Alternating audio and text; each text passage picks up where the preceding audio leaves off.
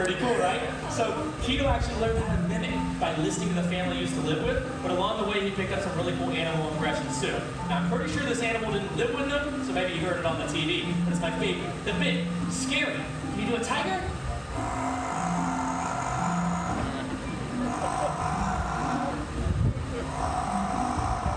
That's a pretty good tiger, right? It's a little scary. Does he do anything a little more tame? Something a little more tame. Okay, this one probably did live in the family. I'll give him on this one. It's a smaller version of that same tiger, okay? It's called a kitty cat. Can you do a kitty cat? Yeah. Hey,